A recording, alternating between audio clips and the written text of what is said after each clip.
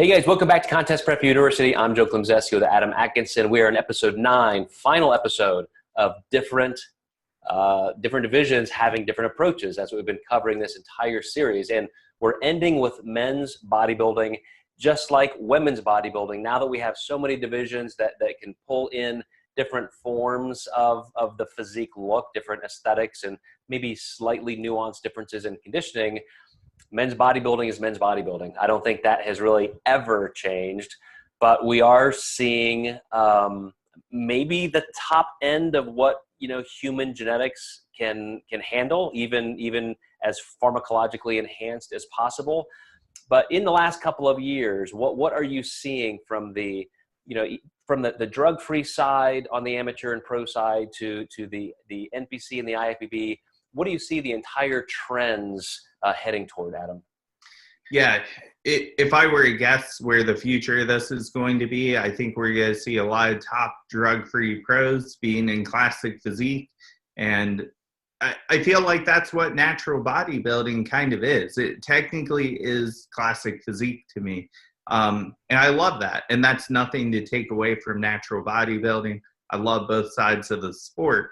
But in a grand spectrum, when we compare, like, I guess I want to say college basketball to NBA basketball, if we put these guys in the NBA, this is where they're going to be. And I think that should kind of always be our standard, and we should always take a step back and say, okay, this is what our sport really is. I think they should get rid of classic physique and natural bodybuilding, because it's just a bodybuilding crossover is all it is, essentially. It just kind of seems dumb to me, and I'm sure I'll get blasted for that, but that's just honest truth.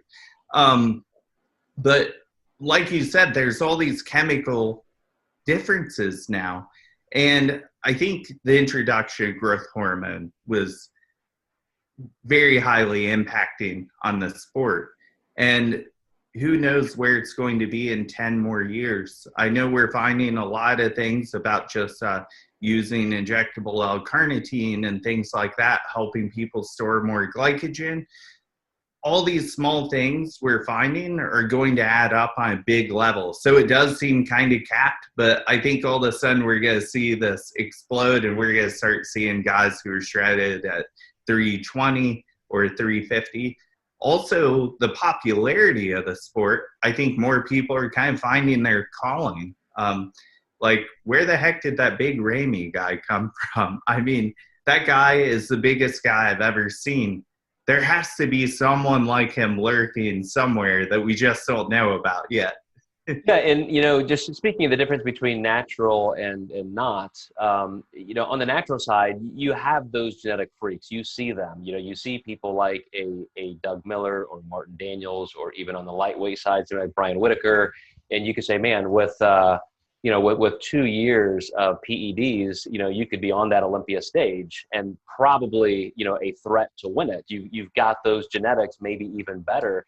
But then you throw somebody's height. I don't know if you remember all the way back, maybe 20 years ago, 15 years ago, a Muscle Tech supplement company sponsored athlete, Greg Kovacs.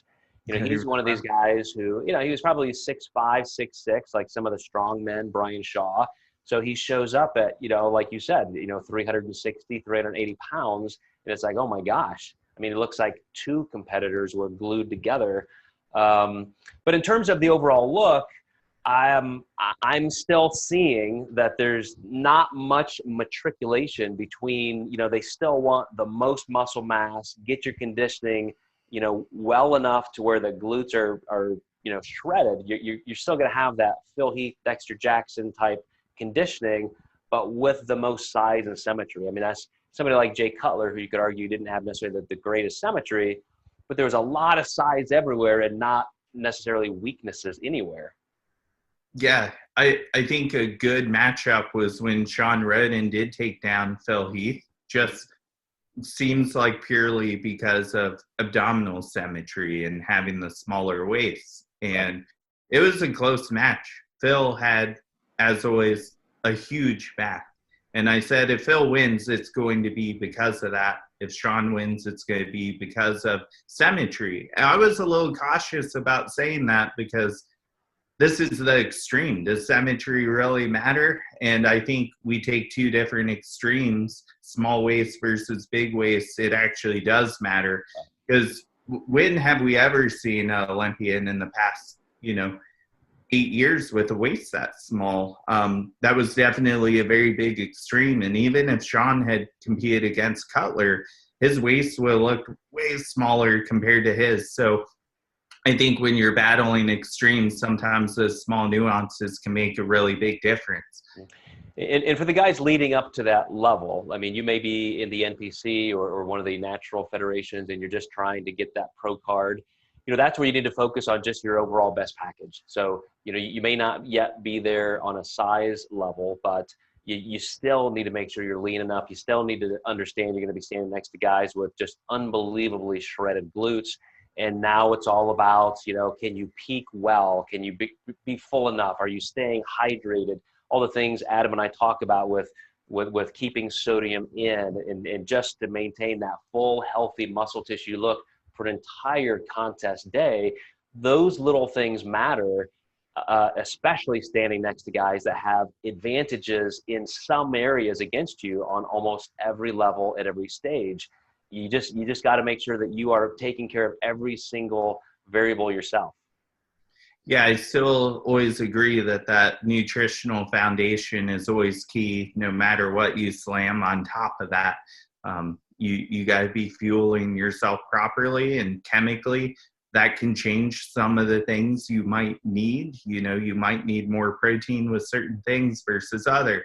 And I think that we always need to express like how important nutrition is. And then here's some other small things that can help you that can really add up. All right, guys. Well, let's wrap it up. Let's call that an end to this series. Thanks so much for investing all the time in all 9 episodes. And Adam, you as well. Always a pleasure. And we will catch you next time in Contest Prep University with a new topic in a new series.